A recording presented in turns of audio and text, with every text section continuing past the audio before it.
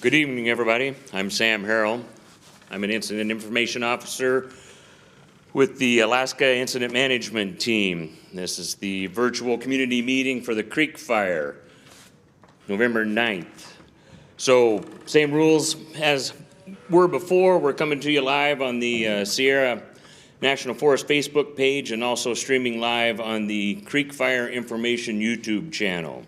We'll be gathering questions via the comments on the Facebook page, and if you're watching via YouTube, you can send us questions and comments through our email.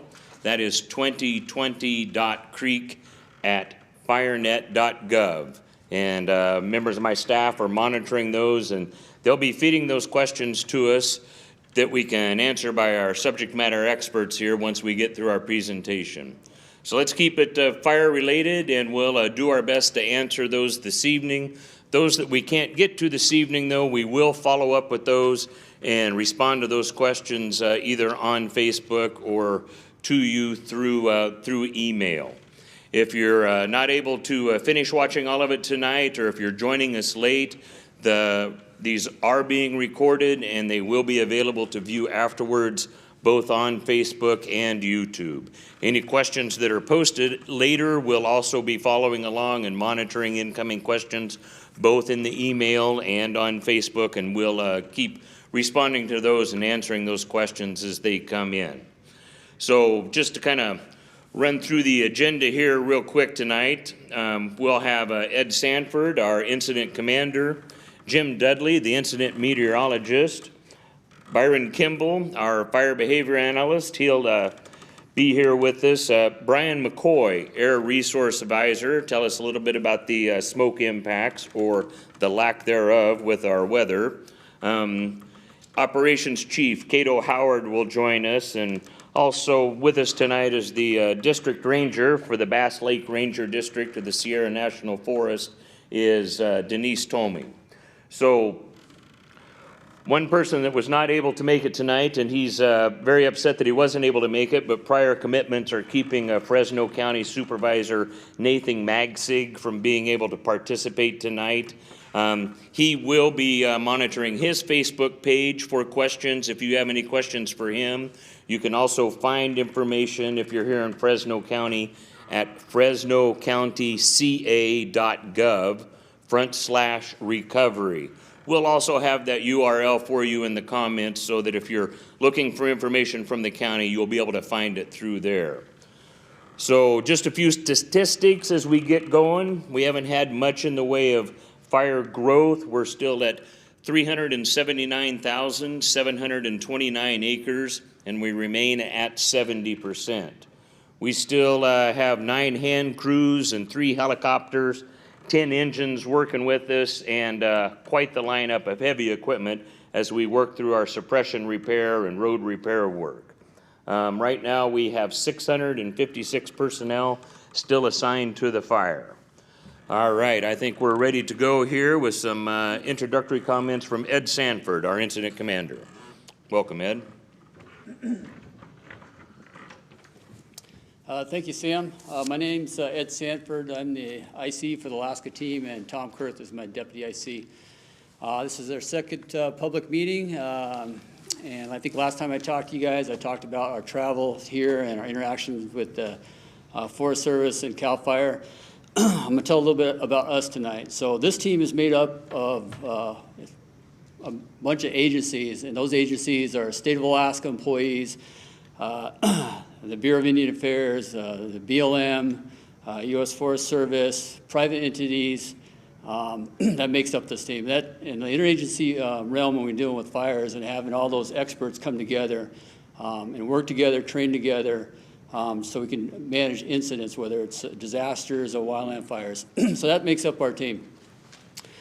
Tonight, you're going to hear from subject matter experts out there.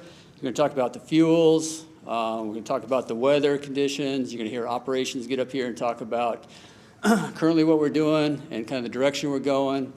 In addition, you're going to hear from the agencies. And at the very end of it, we'll take your questions and we'll come up here and answer them. So throughout this process, if you can send in the questions, we'll get those questions loaded up in the queue and then get ready to answer them. So thank you for being with us, and the Alaska team we're happy to be down here and help out the folks in California. So thank you.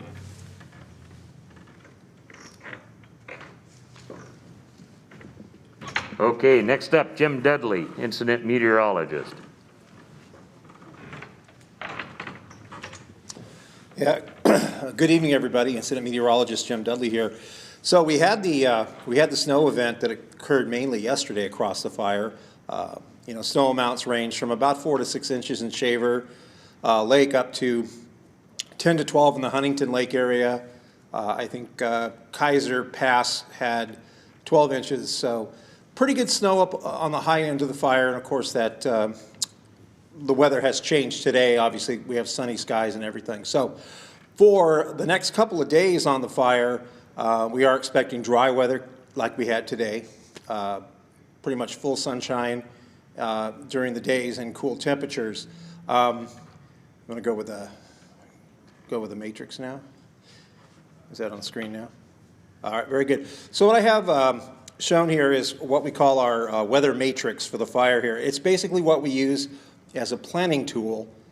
Basically has the forecast showing out for the next 7 days, starting with tomorrow on Tuesday. And it shows tomorrow and Wednesday being dry. There's a block in there for precipitation, chances at 0. What we do on the fire is we use this as we support the fire team so they can decide or make decisions as to how they want to plan their operations or tactics with the fire. Obviously, sunny weather days provide a different environment than precipitation days, rain or snow, as the team is on the fire. So for the next couple of days, we're going to have mainly clear skies across the fire. Now we do have a couple of storm systems coming in. We waited a long time to get our first precipitation. I mean, we went almost 6 months without any here in the area. And as is usually the case here in California, once we kind of get that first storm under our belt, we can start to get more systems to follow. And fortunately for us this week, that is the case. So we do have a weak system coming through on Thursday and another one coming through on Saturday. The one on Thursday, I'll show you with some slides here, a couple of slides I have showing you how much precipitation we might expect with these systems. And again, not a lot, but certainly anything else we get on the fire is good for us. So this particular slide here shows the big blue blob there, as you see. That's the area where our forecast models are predicting precipitation to fall. Ironically, the bullseye is right over the creek fire. A lot of the other areas, you can see there's the perimeter of the fire in red right there.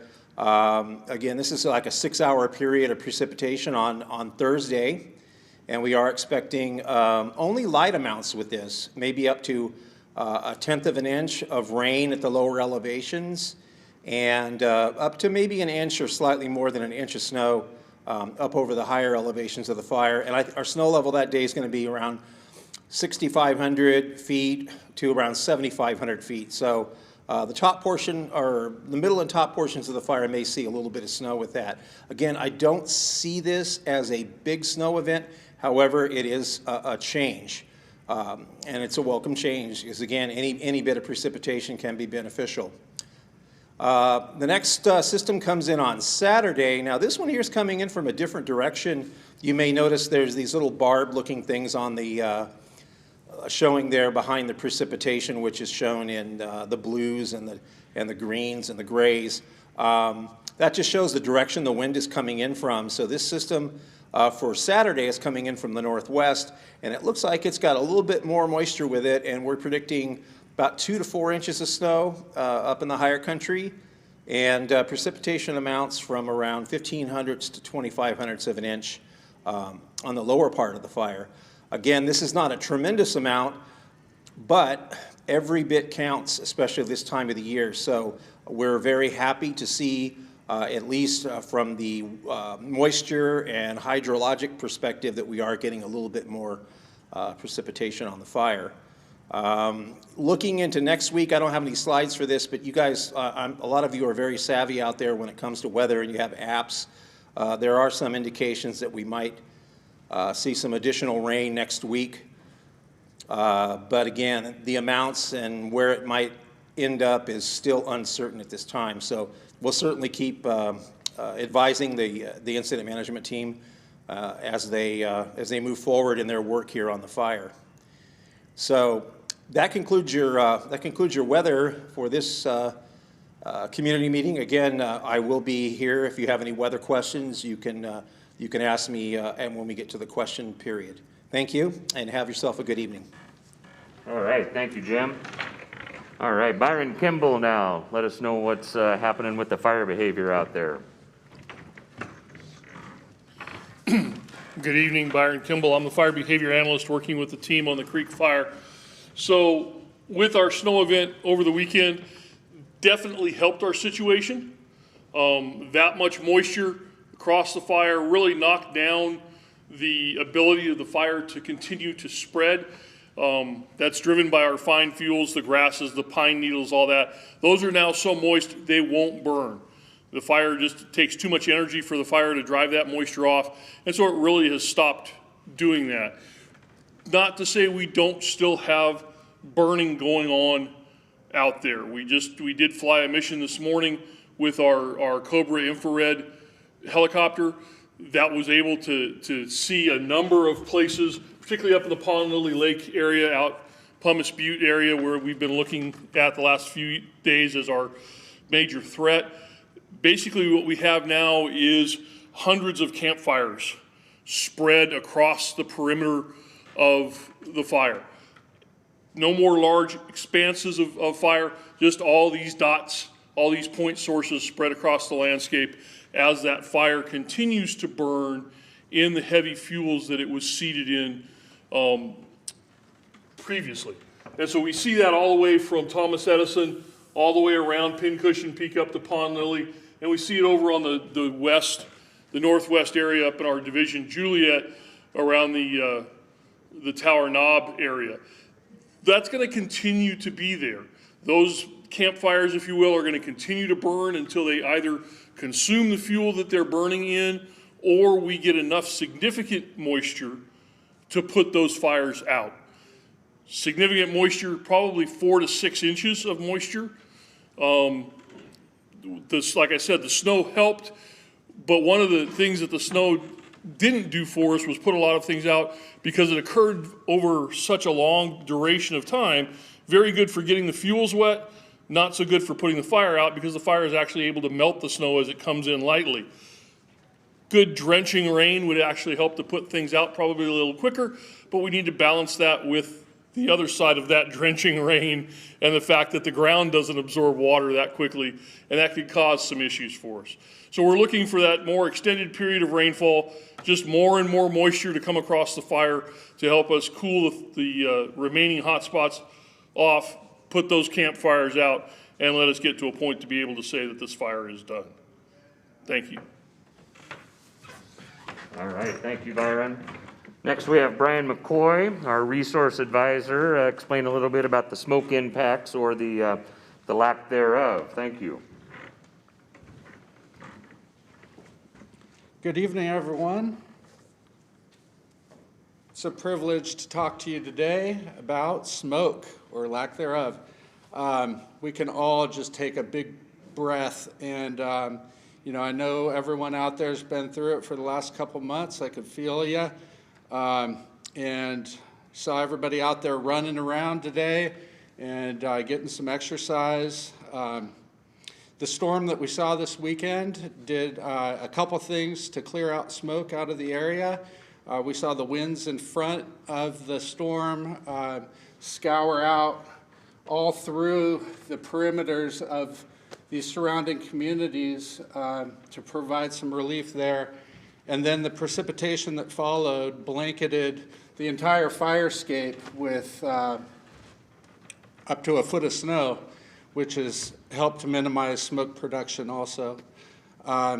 We can see that in the monitoring data here, and these are monitors from all around the region, and you can see there that we've been in the clean air over the weekend, and you know, that's just great to see. As Byron was mentioning, if we go on to the photograph that was taken today out over the scape, the fire escape looking north towards Pond Lily up in this area. And if we go back real quick, you can see it's just like a bunch of campfires out there right now. And the chance of spread has been minimized, and minimal smoke production is forecasted for at least the next couple of days there. So not supposed to impact the community surrounding the fire. We all look good there when it comes to air quality. Thanks a lot. And remember to open up your windows if you can and ventilate indoors, and get out there and exercise and breathe in that clean, crisp air. Thanks. All right, Brian, thank you very much. Next up, Cato Howard, our operations chief. Evening. It's been a few days since we talked about going around the fire. I'm going to go around the fire and tell you what we've been doing, and then I'll answer some questions that came up from the last public meeting and this current one that are already popping up. So a vast majority of our folks have been moved back out to Echo Camp and down to Auberry. A lot of the equipment and everything, it took us 2 days to get some of that equipment all the way out. We have a small contingent of personnel at China Peak. No equipment in there. There's just a handful of people. We really have sent everybody down into what we call our mill forward operating base right outside of Aubrey and into Echo Camp and Oak Haven. There are a few pieces of equipment stuck at 59, DP 59. No personnel are up there with them, but it's mainly the heavy equipment that couldn't move on the icy roads. And we were plowing to get up to those today. We've got their graders in there working, going up there.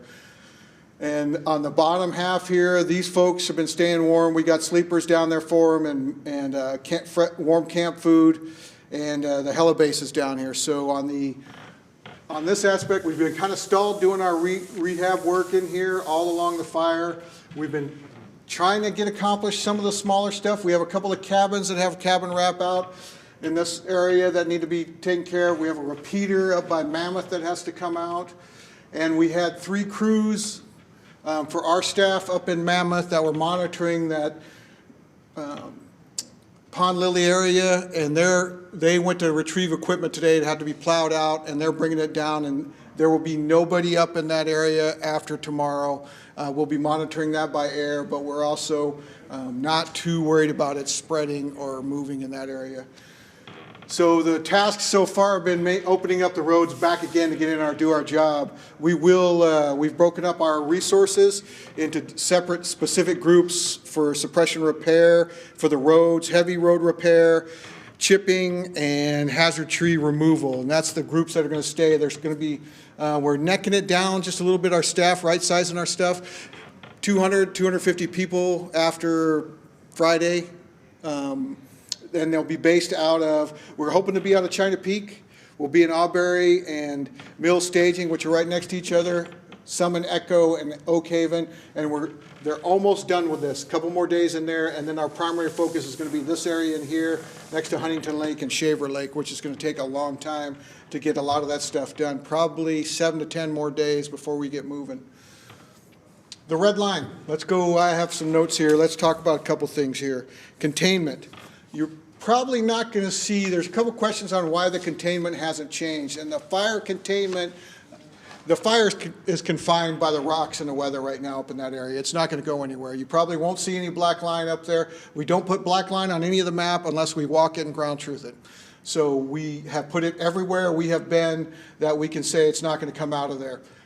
We're not saying it's going to come out of there because we haven't blackened it. It's just the weather and we haven't been on the ground.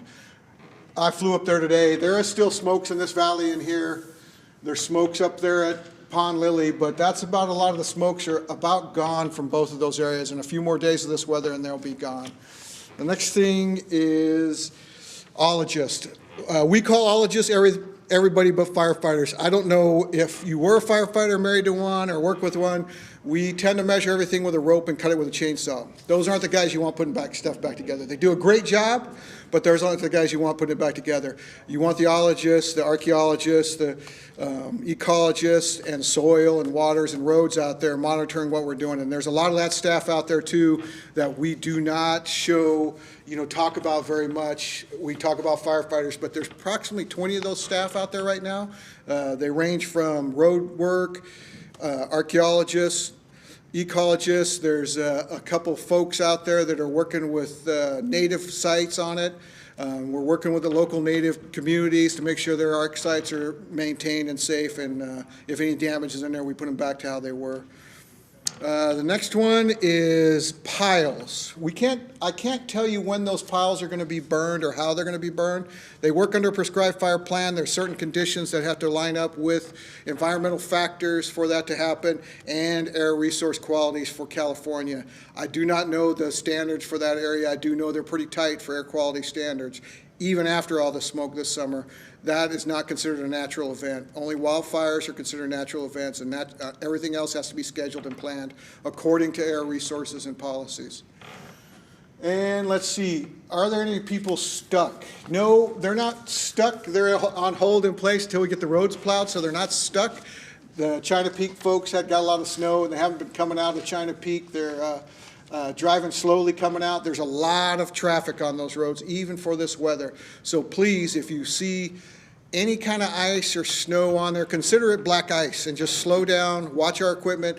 Running into our heavy equipment is fairly unforgivable for small vehicles that are on the road, even for our engines that are large. So public vehicles and everything like that. We are driving very slow. We're not sending up folks on the road until we send up somebody to go look at the roads and maintain and see if they're maintained or need to be plowed. But as far as public and firefighter safety, that's our big concern on these roads and how everybody's driving on them. So please pay attention on the road, slow down, take your time.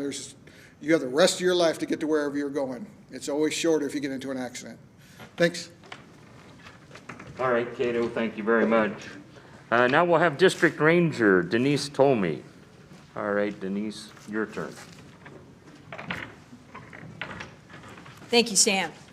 And welcome to everybody that's watching tonight.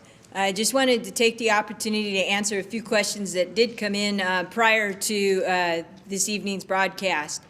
The first and foremost question on everybody's mind is, how did this fire start? I can tell you this evening, probably not an answer that you want to hear, but the fire is still being investigated. Please be just as patient as when this fire was going and the containment that we've gotten up to so far in trying to find out the answer to that question. It is a long process in order to develop and make sure that we know what that cause is, and making sure that we can get to the bottom of how it started and where it came from in the first place.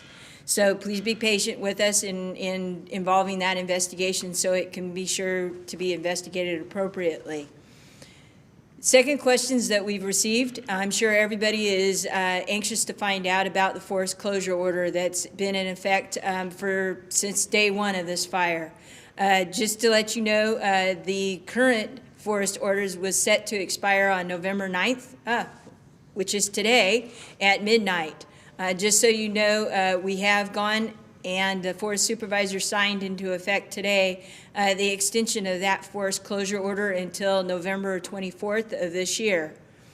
Just to give you a little bit of an explanation as to why we might have continued, or he signed that, Mr. Gould may have signed that into effect. Some of that has to do an awful lot with what Cato was explaining, and that is the firefighters that are still out there attempting to either continue to mop up this fire and or do and complete the suppression repair out there on that fire, and making sure that we keep you safe as well as them when it comes to traveling on the small, narrow roads that we have that go throughout this entire forest. The next thing I wanted to bring up, though, is that does not mean that forest order can't be changed during the course of that period where it is actually enacted. So just so folks know out there, we are continually talking to the incident management team, both the Alaska team and any other team that may have been here, about when do they think that we should be able to open up some more of the forest in order for forest visitors to go out and enjoy their public lands. To let you know, probably starting tomorrow, we'll be discussing the potential and possibilities of opening up some of the southern portion of the forest for folks to get in there and start enjoying that portion of the forest. So please stand by and keep eyes out on the Sierra National Forest website in order to find that information out. Some additional questions that were asked previous to this broadcast were, in particular, some of the projects that we had going on prior to the Creek Fire, in particular the Upper Chiquito Bridge Replacement Project. So just so folks know, prior to the snow falling, we did have the contractor go up there and was able to do some additional pouring of concrete for the abutments to that bridge. Of course, the snow has slowed down the progress on that, but that means that the contractor is going in there, going to be able to go in and button that up for the winter. And the first time in the spring that we can get in there, they will be continuing to work on that project to get that bridge replaced as soon as we possibly can. We also had a question in regards to the Norris Creek Bridge that we lost during the Creek Fire itself.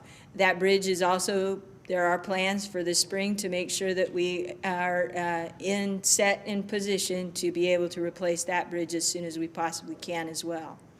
With that, I'm just going to bid you a good evening, and I'm here to answer any additional questions that you may have. Thank you. Denise, I think you ought to stay close, because I believe our first questions are going to be for you. I think my colleague Tim Mowry here has a couple of questions for you, so tell us what you have there, Tim. Yeah, Sam, thanks a lot. Yeah, Denise, the first question is, are there any Native American cultural monitors on the Creek Fire from any of the local rancheras? Rancherias? Yeah. Yes, we have had several folks coming out and assisting us with some of the suppression repair that's needed to be done out in some of our cultural sensitive areas, as well as we also have some folks here from what's called the Chumash tribe. They're both resource advisors and fire line related from tribes also out there, and they've been connecting with some of our local rancherias and local Native American tribes to assist with that repair work. Okay, great. And the next question is, are you going to replant, and is suppression repair going to continue in the spring?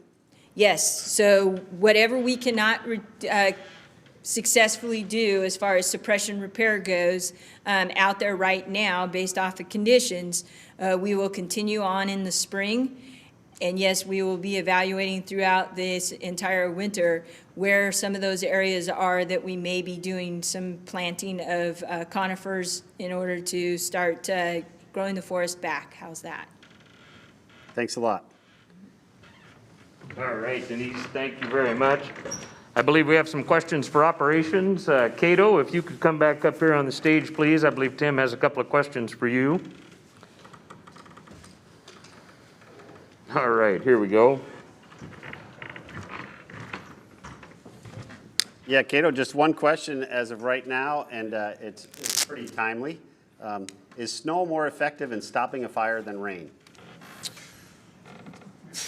Well, that's a pretty tough question. It depends on the water content of the snow and the water content of the rain and duration. So when you start looking at it, it depends on whether you're talking about a fire-ending event or a season-ending event.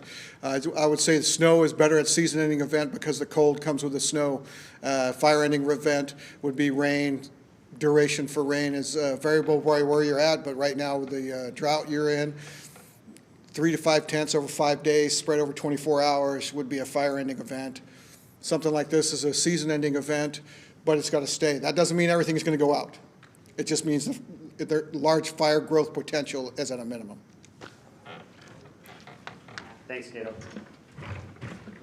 That's all I've got, Sam. All right. Well, that's real good. As I said, we will be following along once these are posted as a recording for people to view later if they weren't able to join us this evening.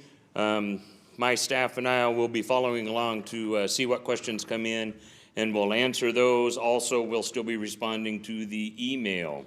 So thank you very much. And if there's anything else that we need to share with you, we will certainly let you know, and we'll come back right here onto Facebook and YouTube and let you know what we know. So thank you until next time.